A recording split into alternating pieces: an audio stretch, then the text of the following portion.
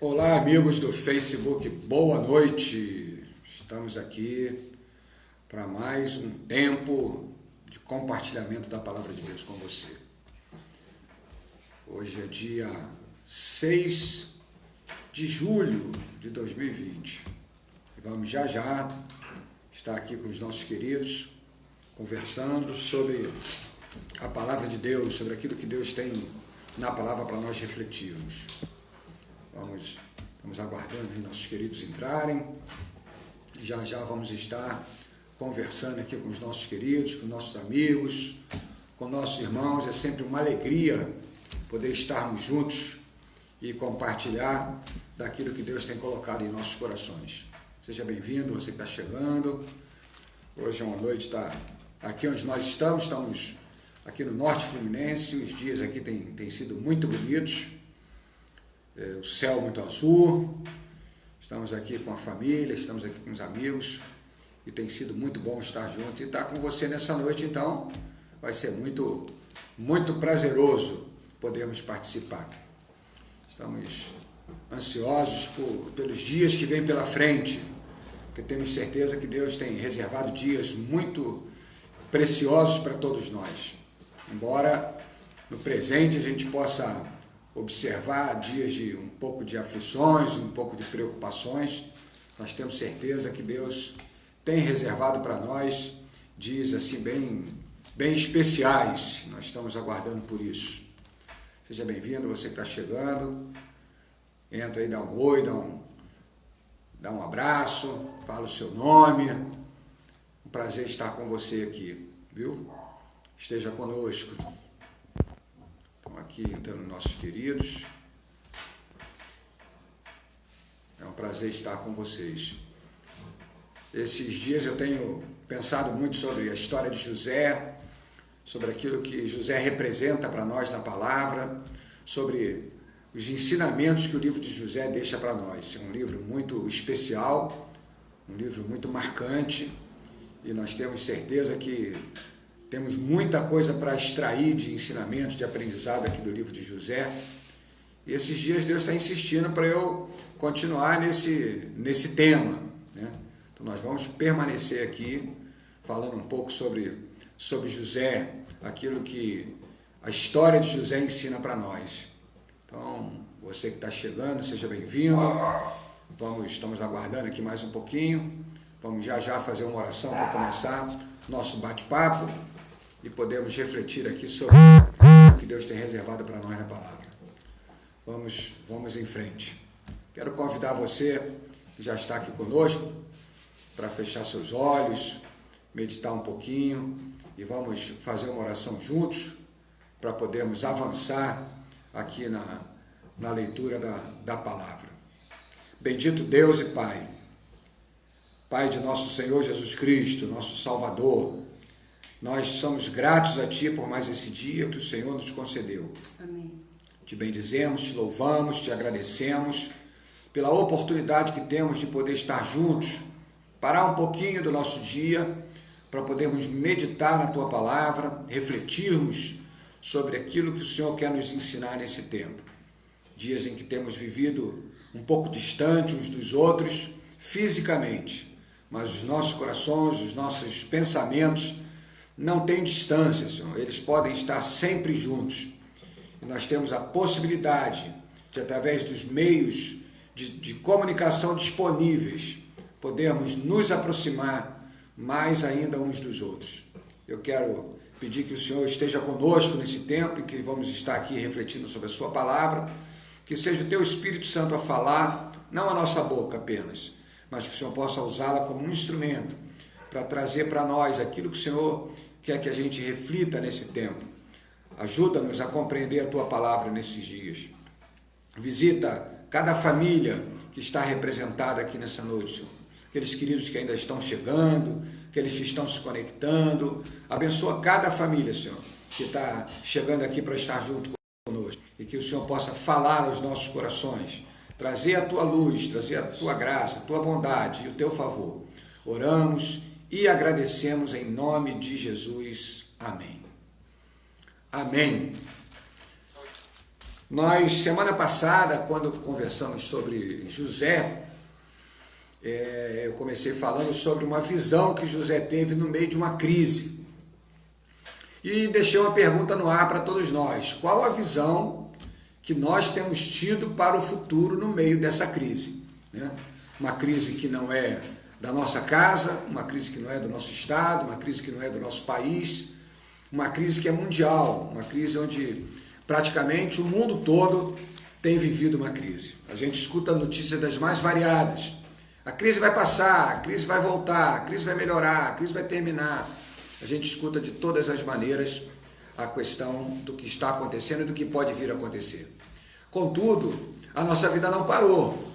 Nós todos os dias acordamos, vivemos aquele dia, dormimos, começamos o outro dia e a nossa vida precisa seguir. Nós precisamos encontrar motivação para poder continuar a nossa vida em meio às circunstâncias que Deus tem permitido a gente viver nesse tempo. Então, eu tenho refletido sobre o livro de José, porque termina o livro de Gênesis no capítulo 51, quando José deixa para os seus irmãos uma instrução, dizendo que ele morreria, como morreu aos 110 anos, mas que o seu povo, a sua família, a sua gente, certamente seria retirada de Deus do Egito e seria levada para a terra que Deus havia prometido. Todos nós sabemos que isso é um paralelo com a salvação que Cristo Jesus vai trazer, nos livrando do mundo e nos levando para a vida eterna. Não necessariamente do mundo, do meio das pessoas, geograficamente falando, mas do tempo em que vivemos, e ele vai nos resgatar através da sua pessoa, a pessoa de Jesus Cristo, que é o caminho, que é a verdade e a vida. Pois bem, quando nós olhamos o final da história de José e vemos ali um povo próspero, que se multiplicou, que cresceu, que avançou, que teve prosperidade naquela terra, apesar de toda a crise que passaram, naquele caso de um tempo de seca, um tempo de fome, nós muitas vezes não damos conta daquilo que se passou. Então, eu queria refletir um pouquinho sobre a estrutura de vida de José. Como José viveu naquele tempo. José, ele vem de uma família muito especial, muito linda. A história da família de José é uma família muito impressionante. E quando nós lemos a história de José, a gente pode ver algumas situações e talvez possa fazer algum paralelo com muitas famílias que nós conhecemos hoje. Mas o nosso desejo é que o final da nossa família, o destino da nossa família, seja o mesmo destino que José encontrou com a sua família, entrar na promessa que Deus havia dado para o seu povo.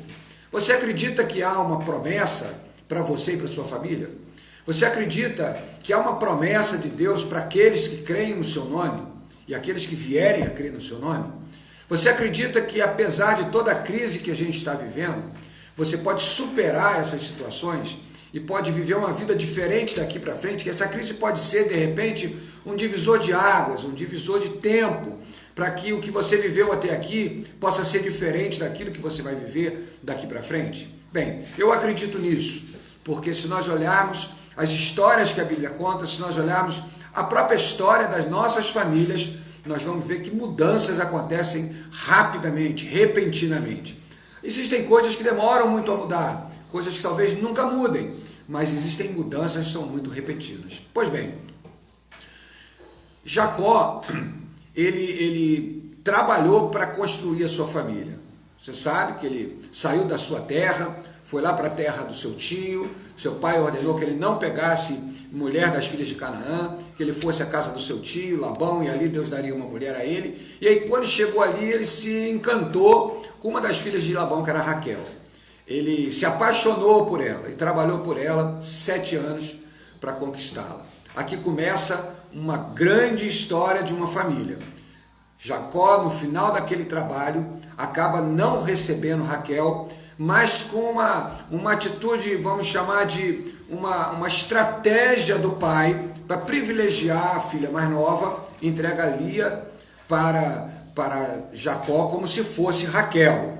E ali, então, começa uma história, e a gente já percebe, depois no texto você vai ler, que Lia tinha ciúmes de Raquel, porque provavelmente Raquel achou graça antes dela, ela era primogênita, então talvez ela esperasse que ela fosse casar primeiro do que Raquel, e que ela fosse ter oportunidades de ter um casamento abençoado, mas Jacó escolheu Raquel. Então Lia já entra no casamento com uma situação bastante peculiar. Ali Lia então começa e dá filhos a Jacó.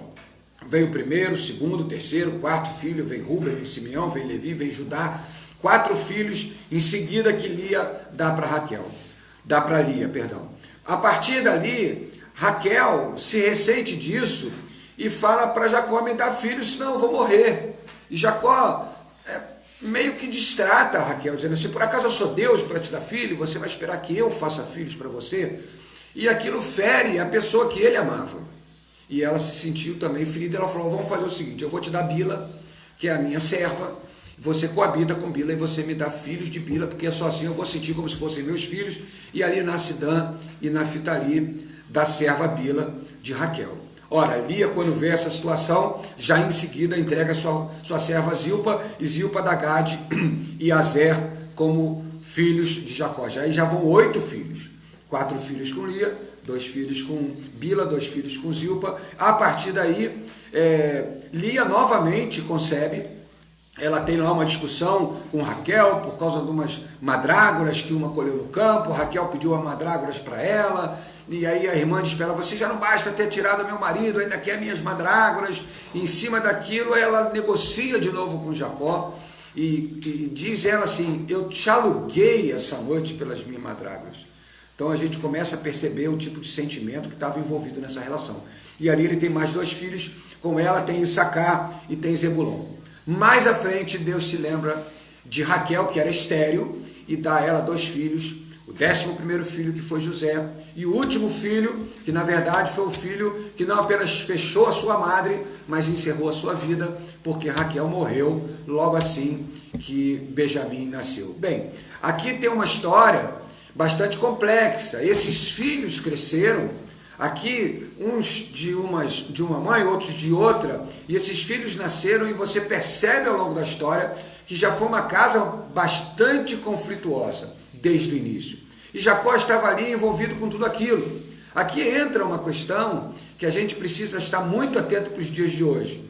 Jacó trabalhava intensamente, trabalhou 7 anos, e ao invés de Raquel recebeu Lia. Trabalhou mais 7 anos, e aí recebeu Raquel. Depois ele teve perseguição por parte do seu sogro. Depois ele teve que fugir. Já vinha fugido do seu irmão. Uma vida bastante conturbada, a vida de Jacó, e certamente seus filhos viam isso. E provavelmente, não fica muito claro, mas Jacó não tinha um tempo suficiente para lidar com esses filhos e orientar esses filhos e dizer qual era o caminho exatamente que esses filhos deveriam seguir. Ora, à medida que o tempo vai avançando, você vai percebendo que existem várias situações acontecendo de conflito no meio da família de Jacó. Eu separei aqui um trecho que está aqui no capítulo 34, onde Diná, Lia, no meio do caminho, teve 2 mulheres, né? 2 filhas mulheres, e Diná, ela cai na graça de um filho de Siquém. E ali esse jovem possui, diz que ele humilha a Diná, e os irmãos ficam muito revoltados, articulam uma estratégia. Eles, dentro dessa estratégia, dizem para o pai desse jovem que não poderia a irmã deles casar com um homem que não fosse circuncidado, e ele então ali eles tramam isso muito ardilosamente, e o pai permite então que aquele filho fosse circuncidado, e todo o povo, todos os homens daquele povo foram circuncidados, e esses 2 irmãos, Levi e Simeão, eles entram furtivamente na cidade, matam aquele jovem, matam todos os homens daquela cidade, eles saqueiam a cidade, e quando Jacó toma conhecimento disso, esse é um ponto que eu queria mostrar para você, diz aqui no versículo 30 do capítulo 34, Jacó disse a Simeão e a Levi: vós me afligistes e me fizestes odiosos perante as pessoas. E ele diz aqui: sendo nós pouca gente, renunciam contra mim. Jacó estava ali preocupado com a sua posição diante daquele povo e aquilo que poderia advir daquilo que vinha para ali. E ali então, quando Jacó ele faz essa declaração, os filhos retrucam logo imediatamente. Ah, por acaso a gente ia deixar que fizessem mal para nossa filha, da nossa irmã? Então, o pai, ele na verdade não tinha domínio sobre aqueles filhos. Ele não tinha um controle sobre aqueles filhos, mas ele era um homem de Deus, ele era um homem que estava separado por Deus para cumprir um propósito. Ele era filho de Isaac, era neto de Abraão, o homem que tinha sobre ele uma promessa, sobre o qual seriam benditas todas as famílias da terra. E ali estava agora a família de Jacó, né? A geração de Abraão, passando por esse conflito todo, passando por toda essa situação. Então, quando você anda um pouco mais para frente, você vê que Jacó, ele passa por situações muito difíceis. Jacó passa ali por vários momentos com esses filhos. A Bíblia segue um pouco mais. E quando chega no capítulo 37, começa então a história que a gente começou na primeira reunião que a gente teve sobre a história de Jacó, dizendo que essa é a história de Jacó, tinha José, 17 anos. E ele começa então a falar sobre José. Aqui eu quero falar então sobre José no meio dessa situação. Ele viveu tudo isso. Ele viveu os conflitos daqueles irmãos. Ele viveu as dificuldades que aqueles irmãos apresentavam. Um foi filho de uma serva, outro era filho da outra serva, outro era filho da mãe que tinha ciúme da mãe deles, o outro, a mãe morreu quando o irmão mais novo nasceu. Olha que situação nessa família. Agora José recebe um sonho. José recebe uma revelação de Deus de alguma coisa importante que ia acontecer com ele. Talvez você esteja vivendo momentos nessa quarentena de conflito na sua casa, mas não pode se esquecer, não deve se esquecer da promessa que Deus fez para a sua casa e para você. Qual é a palavra que queima mais no seu coração? O que influencia mais o seu coração nesse momento? A palavra que Deus tem sobre a sua vida ou o conflito que você vive dentro da sua casa, no seu trabalho, na economia, na enfermidade, as circunstâncias que cercam você? O que mais hoje pesa? José estava ali, mas presta atenção como José tinha também algumas características que eram preocupantes no seu relacionamento. Nós falamos dos irmãos de José, né, que foram contra ele. Mas José, quando ia cuidar dos pais, a Bíblia diz que José voltava com mais notícias dos seus irmãos. Ele era o filho querido, era o filho preterido. Não se sabe se Jacó, em função de ter tratado Lia da maneira que tratou no passado, em função de Lia, o seu grande amor, ter morrido quando teve o seu último filho, Jacó não se... A Bíblia não deixa claro, mas talvez no coração de Jacó tivesse uma dor, e aquela dor ele tentou aplacar, quem sabe, dando um carinho a José, dando uma atenção a José, que era o filho primogênito daquela mãe que morreu quando teve o segundo filho. Mas então, José, quando cuidava dos irmãos, voltava e fazia queixa dos irmãos para o pai, e reclamava dos irmãos para o pai. Essa relação já era difícil, era uma relação que já era cheia de conflitos. Então agora, Jacó tem um sonho, ele vai e revela o sonho. Ele diz assim, olha, vocês vão se dobrar diante de mim. Olha, no outro sonho, não só vocês, mas meu pai e minha mãe, o sol e a lua, também vão se dobrar diante de mim. Isso suscitou revolta, suscitou raiva, suscitou ciúme, suscitou várias coisas no seu irmão. Não se sabe se José aproveitou aquele momento. Ele era um adolescente, diz aqui que ele tinha pouco mais de 17 anos, quando a história começa, talvez aqui um pouco mais do que isso, 20, 21, mas aquele ímpeto do adolescente de falar, de debater, de tomar a sua posição, mas isso causou um mal-estar dentro daquela família tão grande que ele foi odiado a ponto de os seus irmãos, que já tinham no passado causado grande estrago para um povo, tinham já matado pessoas, já tinham criado um ardil, esses irmãos agora pegam aquilo tudo que já tinham feito no passado e descarregam em cima do seu próprio irmão. Olha que situação, o que poderia vir daí, como deve ter ficado o coração desse irmão, sabendo que os irmãos já tinham feito o que tinham feito lá com o povo de Siquém. Ele disse, certamente, meus irmãos vão me matar, eles vão me jogar aqui nessa cisterna e vão acabar comigo.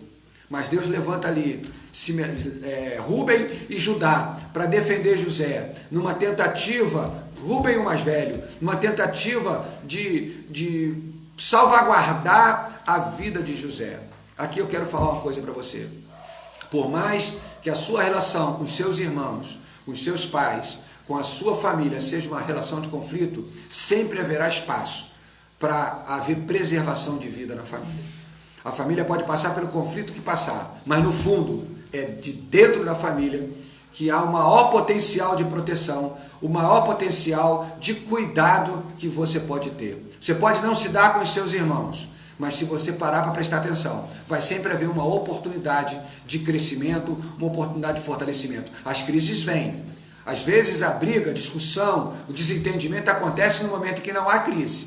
Esse momento de destempero acontece no momento que não há crise. Mas quando a crise vem, é na família que muitas vezes está o nosso maior socorro. É na família que está o nosso maior aconchego. E nós precisamos aprender a dar esse valor no momento que não tem crise. Porque a crise virá. Algum momento a crise virá. E é ali que nós vamos ter essa sustentação. Então, José avança, vai preso, vai para o calabouço, ele é caluniado, e a vida dele passou por tudo isso. Agora, quando a Bíblia diz que Deus estava com José, José não perdeu, apesar de toda a luta, de toda a dor que passou no meio da sua parentela, da sua família, José não perdeu a chama da promessa de Deus na sua vida. E o que eu desejo é que você, a situação que você estiver vivendo, a situação que nós estivermos vivendo, ela não seja suficiente para apagar a promessa de Deus na nossa vida. Há um versículo lá em João, no capítulo 13, versículo 34, se você quiser abrir comigo, eu vou ler ele textualmente para você, João capítulo 13, versículo 34, quando Jesus está dizendo aqui sobre um novo mandamento. Ele diz: um novo mandamento vos dou, que vos ameis uns aos outros, assim como eu vos amei, que também vos ameis uns aos outros. Nisso conhecerão todos que sois meus discípulos, se tiverdes amor uns aos outros. O que adianta estarmos na comunidade de amigos, na comunidade de fé, na comunidade de trabalho e amarmos tantas pessoas e não conseguirmos manifestar esse mesmo amor dentro de casa? É óbvio que dentro de casa nós temos mais liberdade de expressar o nosso sentimento, de desabafar, de descontrair, de drenar aquela nossa tensão emocional que muitas vezes o dia a dia nos causa. Mas não é isso que Jesus está ensinando. O que Jesus está ensinando é que nós devemos amar uns aos outros como Ele nos amou. Ele fitou nos olhos de Judas, mesmo Judas o traindo. Ele diz a Bíblia que ele, fitando nos olhos de Judas, o amou. Como pode amar um traidor? Quanto mais um irmão de sangue. Eu estou falando para irmão de sangue, irmão de família, pai, mãe, filhos. Eu estou falando para você que talvez esteja hoje, nesse momento, com uma desavença com seu irmão. Talvez hoje seja o dia de você voltar e conversar com ele. Olha, eu estou muito chateado com você, porque você fez isso, isso e isso, mas quero dizer para você, Jesus disse para eu te amar como Ele me amou. Quem sabe essa decisão não vai ser uma decisão que vai mudar o rumo da sua família, vai mudar talvez os próximos passos da sua família. E para terminar, eu quero completar esse versículo com o que está em Gálatas 6, onde Jesus diz assim: carregai as cargas uns dos outros, e assim cumprireis as leis de Cristo. Não é apenas amar.